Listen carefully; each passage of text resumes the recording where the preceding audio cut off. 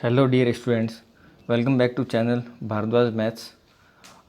Last class में हमने ratio and proportion का थ्योरी पोर्शन कंप्लीट कर लिया था और उसके बाद में कुछ सॉल्व एग्जांपल भी लिए थे। लगभग 10 से 12 एग्जांपल्स हम कर चुके हैं। आज हम क्वेश्चन आंसर अनसॉल्व्ड एग्जांपल्स करेंगे, अनसॉल्व्ड क्वेश्चंस करेंगे। ठीक है, इसके अंदर 67 क्वेश्चंस हैं और हम 3 या 4 लेक्चर्स में आराम से करके 3-4 लेक्चर में मैं इनको कंप्लीट करवा दूंगा आपको। और ये सारे प्रीवियस एग्जाम्स में आए हुए हैं, सी टेट में, आर टेट में, यूपी टेट में, ठीक है, पटवारी में। तो ये सब प्रीवियस ईयर के क्वेश्चंस हैं जो कि काफ़ी बार रिपीट होते हैं, और या फिर रिपीट नहीं भी होते हैं तो इसी टाइप से, लैंग्वेज अलग हो सकती है लेकिन जो कंसेप्ट रहेगा क्वेश्चन का वो सेम यही रहता है लगभग। ठीक है, तो चलिए स्टार्ट करते हैं। आज फर्स्ट क्वेश्चन लेते हैं। देखिए फर्स्ट क्वेश्चन क्या दिया हुआ है हमें।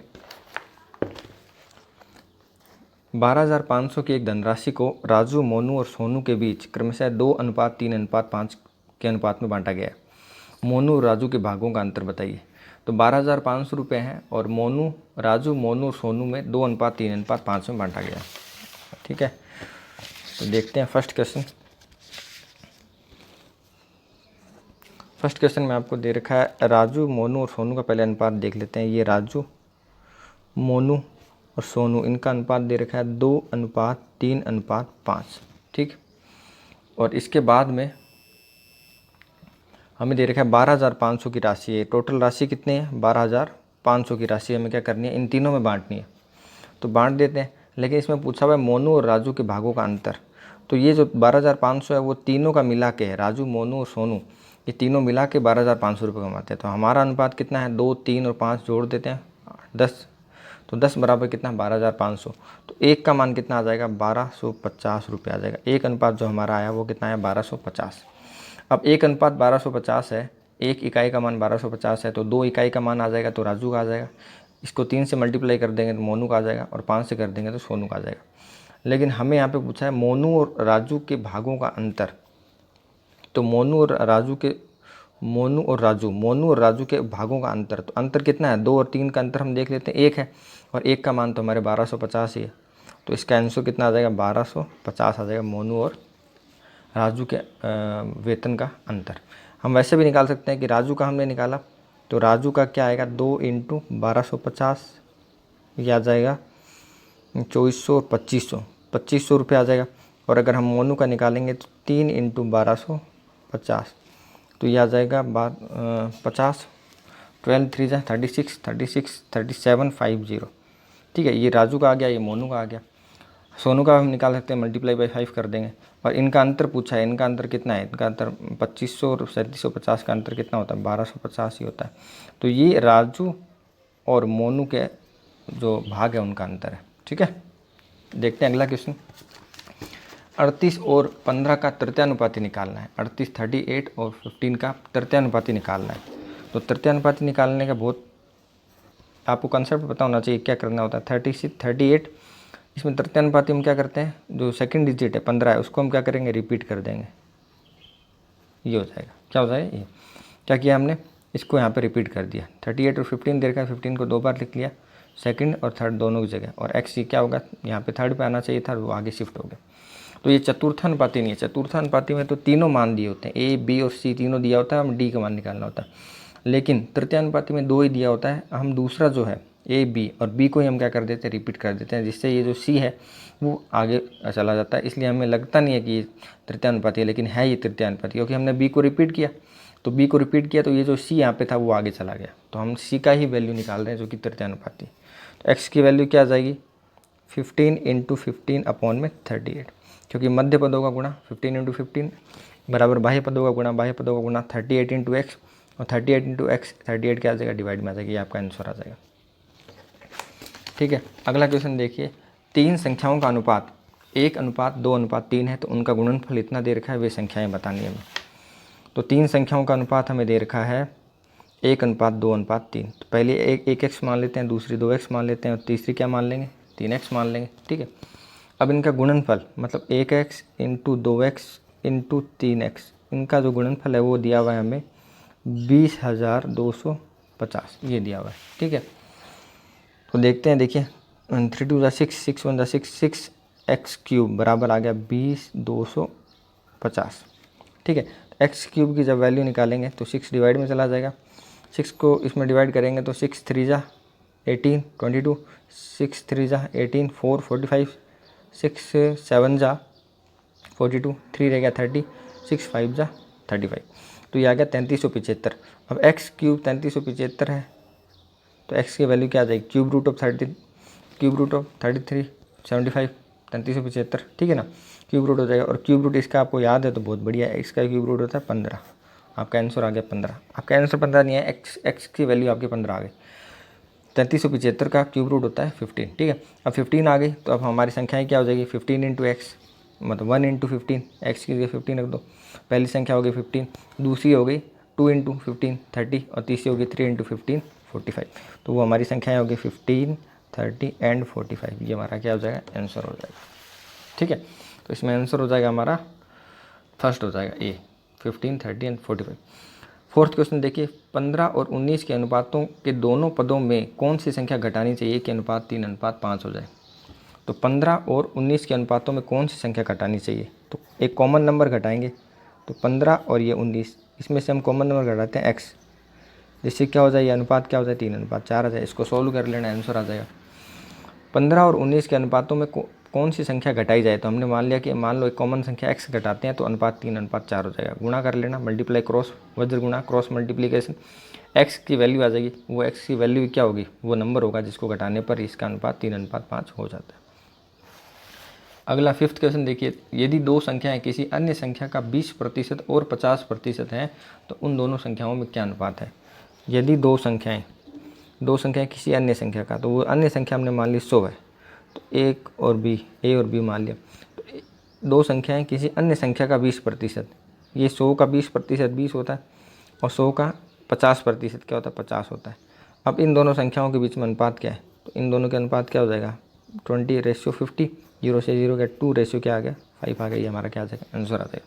बहुत ईजी क्वेश्चन था ना, तो कुछ इजी क्वेश्चंस भी आते हैं। देखो अभी यूपी टेट में आया हुआ है ये क्वेश्चन, ये क्वेश्चन यूपी टेट में आया हुआ है, ठीक है, इजी था।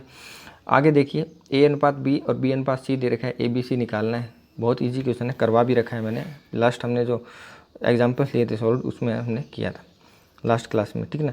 तो A:B हमें 7:9 दिया हुआ है, और B:C हमें दिया हुआ है 3:5। तो A:B:C ये 7:9 और ये हो जाए 3:5, ठीक। तो दो तरीके हैं, एक तो आप 3 को यहाँ रख दो और 9 को यहाँ रख दो, ऐसे भी कर सकते हो, ठीक है, या फिर आप ऐसे गुणा कर सकते हो। कैसे, ये गुणा होती है, ठीक है ना, इन दोनों का गुणा यहाँ, इन दोनों का गुणा यहाँ, और इन दोनों का गुणा यहाँ। तो देखिए 7 को 3 से किया 21, 9 को 3 से किया 27, और 9 को 5 से किया 45। 3 से आराम से डिवाइड हो रहे हैं, यहाँ 7 आ जाएगा, यहाँ 9 आ जाएगा, और यहाँ पे कितना आ जाएगा, 15 आ जाएगा। ये आपका आंसर आ जाएगा। अंडरस्टैंड, क्या किया आपने, 7 को 3 से किया, 7 को 3 से किया, इन दोनों को किया, फिर इन दोनों किया, फिर इन दोनों, आगे बढ़ते जाना है। 7 को 3 से किया, ठीक है, 7 पीछे चला गया, इसका वैल्यू रख दिया 21। फिर 3 को 9 से किया, ठीक है, 3 छोड़ दो, अब 9 रह गया, अब 9 को 5 से कर लो, ठीक है, पीछे वाले को छोड़ना। 7 को 3 से किया, फिर 3 को 5 से 9 से किया, 9 को 5 से किया।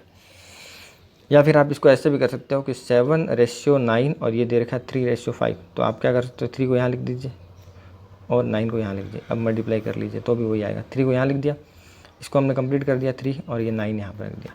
अब मल्टीप्लाई कर लोगे तो भी आंसर क्या आएगा, ऐसे ही आएगा, ठीक है। अब बहुत इंपॉर्टेंट क्वेश्चन है, और मैंने ऐसे क्वेश्चन हमने लिए भी हैं, लेकिन फिर भी वापस ले लेते हैं क्योंकि बहुत इंपॉर्टेंट है। फुल चांस है कि इस टाइप के क्वेश्चन ही आते हैं। एक थैले में 1 रुपये 50 पैसे और 25 पैसे के सिक्कों का अनुपात 2:3:5 है।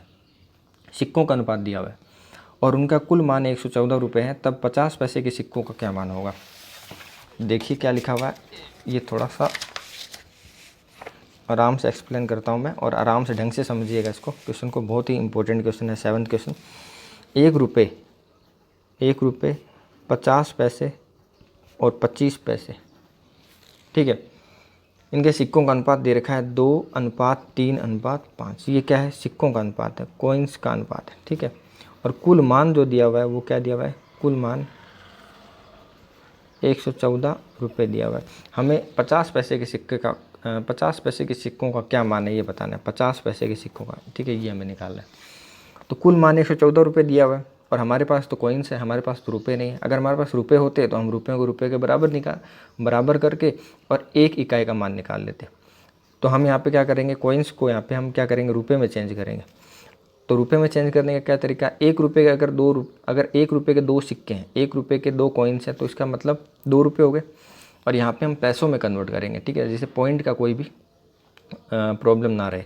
तो 1 रुपये में 1 रुपये के 2 सिक्के हुए, मतलब 1 रुपये के अगर 1 सिक्का है तो 100 पैसे हुए और 2 सिक्का है तो 200 पैसे हो गए। 50 पैसे के 3 सिक्के मतलब 150 पैसे हो गए। 25 पैसे के 5 सिक्के मतलब 125 पैसे हो गए, ठीक। अब हमारे टोटल पैसे कितने हुए, 200, 300, 400, 475। हमारे टोटल पैसे कितने, 475। और यहाँ जो दे रखा है वो कितना दिया हुआ है, रुपये नहीं, पैसे कर लिया इसको हमने, 11,400 पैसे हो गए, ठीक है। तो एक की वैल्यू निकाल लेते हैं, 11,400 अपॉन में 475, 5 से कट हो जाएगा, 5 2 जा 10, 5 2 जा 10, 5 8 जा 40, 0, 5 9 जा 45, 5 5 जा 25। और कट कर लेते हैं, 19 से करते हैं क्योंकि 19 की टेबल में 95 19 की टेबल में ही आता है। तो आप ज़रूर 19 से पहले ट्राई करें, बाकी होता रहेगा, क्योंकि 95 पे वो या तो 5 से कट रहा है या फिर 19 से कटता है, प्राइम नंबर से कट रहा है। तो 19 से कट करेंगे तो यहाँ पे 5 आ जाएगा, यहाँ करेंगे तो 19 1 जा 9, 19 3 रह गया और 38, 19 2 जा 38, 0।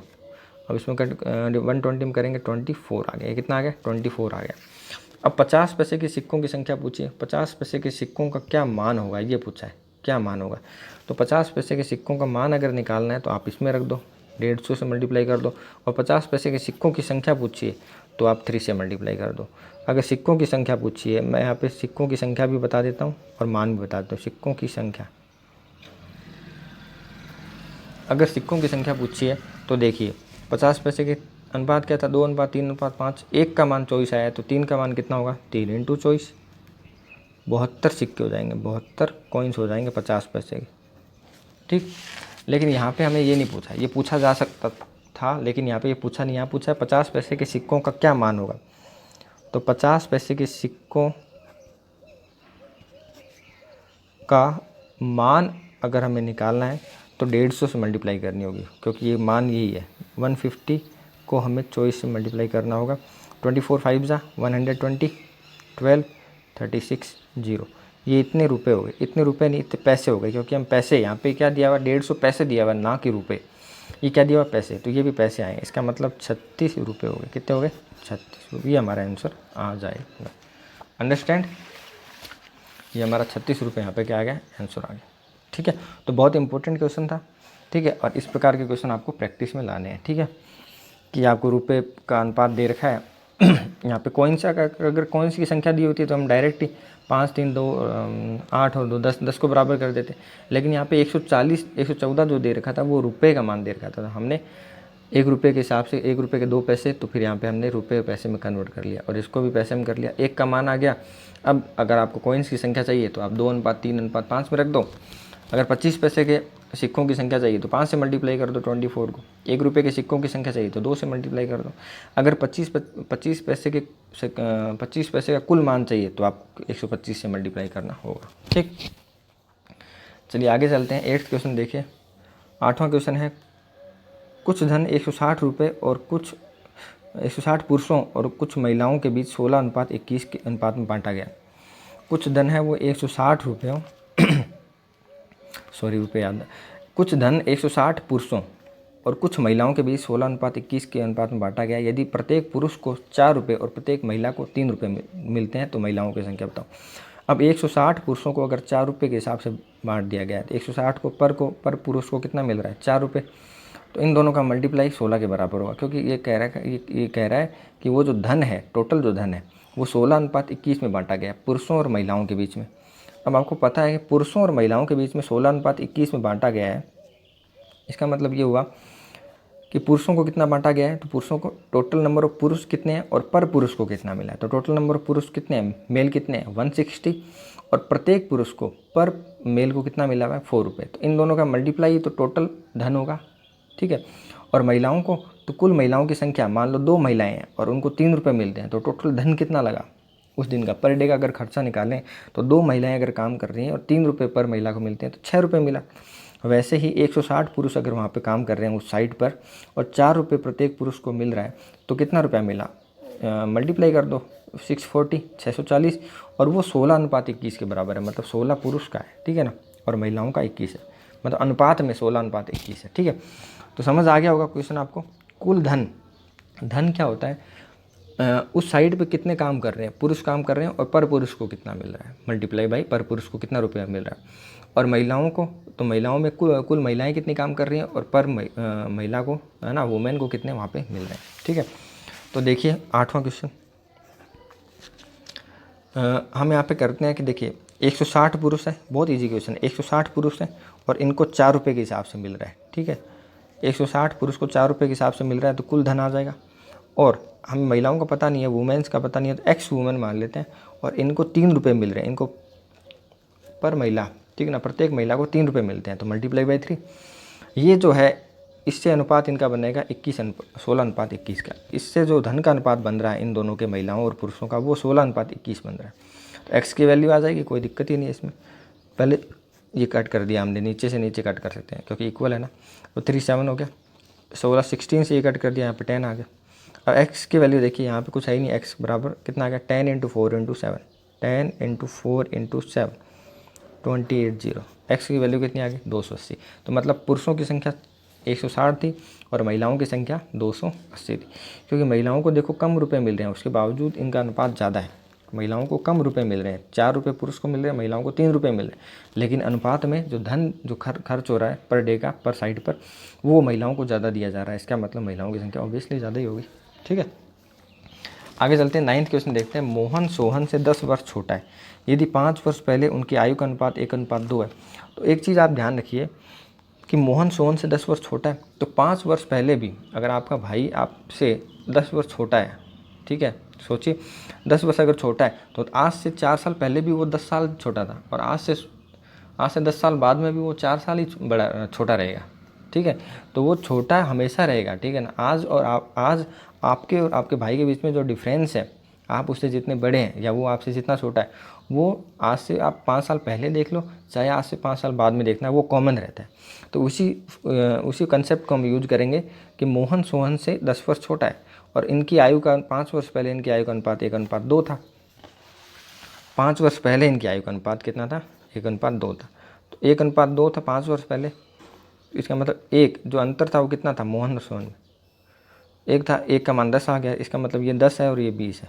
ये 5 वर्ष पहले का दिया हुआ और 10 वर्ष छोटा था, तो वो तो हमेशा छोटा रहेगा, ठीक है। तो 5 वर्ष पहले ये हिसाब था। 5 वर्ष पहले उनकी आयु का अनुपात 1:2 था और 5 वर्ष पहले 1 का मान 10 आया ना, अंतर कितना था 10 का, 1 का मान 1, हमारे हिसाब से अंतर 1 का, 1 बराबर 10। तो इसका मतलब मोहन और सोहन इनका आयु आ गई 10 और 20। लेकिन ये 5 साल पहले की है, यहीं गड़बड़ हो जाती है। पूरा क्वेश्चन कर लिया, लेकिन अब पूछा है सोहन की आयु कितनी है। तो सोहन की आयु कितनी है मतलब क्या पूछा जा रहा है, वर्तमान आयु कितनी है। सोहन की आयु का मतलब सोहन की, ये अगर इसको यही पूछना होता तो ये पूछता सोहन की 5 वर्ष पहले की आयु कितनी है, जो कि दे रखा है, ये 5 वर्ष पहले की है। लेकिन सोहन की आयु मतलब वर्तमान आयु, अगर ना कुछ भी ना दिया हो इसका मतलब वो प्रेजेंट एज की बात कर रहा है। प्रेजेंट एज सोहन की कितनी होगी, 25 हो जाएगी 5 साल बाद में, और मोहन की कितनी हो जाएगी, 15 हो जाएगी। सोहन का पूछा है, 25 आंसर आ जाएगा आपका, ठीक है। 10th क्वेश्चन लेते हैं, वीडियो काफ़ी बड़ा हो जाएगा। 10वां क्वेश्चन लेते हैं, आज 10 ही क्वेश्चन करेंगे, बाकी क्वेश्चन नेक्स्ट वीडियो में ले लिए जाएंगे, ठीक है। 10वां क्वेश्चन देखते हैं, पी और क्यू की वर्तमान आयु 7:3 है, 4 वर्ष के बाद उनकी आयु का अनुपात इतना है, तो पी की आयु, बहुत ईजी क्वेश्चन है, कोई दिक्कत ही नहीं। आज की वर्तमान आयु दे रखा है 7x और ये हम मान लेते हैं 3x। 4 वर्ष बाद में मतलब 4 जोड़ दो इन दोनों में, उनकी आयु का अनुपात 2:1 हो जाएगा। इसको आप सॉल्व कर लेना, आंसर आ जाएगा। बस गुणा करके x का मान निकाल लो और x का मान निकाल लोगे तो p की वैल्यू पूछा है तो p में रख देना। x की वैल्यू मान लो 2 आ गई तो 7 दूनी 14, 14 आ गया। अगर q का पूछा है तो 3 2 6, समझिए बात को। तो p और q की वर्तमान आयु 7:3 है। 4 वर्ष बाद मतलब 4 जोड़ दिया, अगर 4 वर्ष पहले बोलता तो -4 कर दिया जाता, 4 वर्ष बाद का बोल रहा है तो +4। अनुपात कितना हो जाता है, 2:1। ओके, चलिए फिर आज इतने ही क्वेश्चन करते हैं, दिख नहीं रहा, ठीक है। ये 7x + 4 और 3x + 4, 4 वर्ष बाद में 2:1 हो जाता है। तो चलिए आज इतने ही क्वेश्चन करते हैं, मिलते हैं नेक्स्ट वीडियो में। उससे पहले अगर आपको ये वीडियो पसंद आ रहा है, ठीक है, आपको समझ आ रहे हैं वीडियोज़, क्वेश्चन मैं समझा रहा हूँ, एक्सप्लेनेशन अच्छा लग रहा है, तो वीडियो को लाइक कर देना और चैनल को सब्सक्राइब ज़रूर कर देना। ओके, सपोर्ट बनाए रखें। मिलते हैं नेक्स्ट वीडियो में, तब तक के लिए टेक केयर, बाय बाय।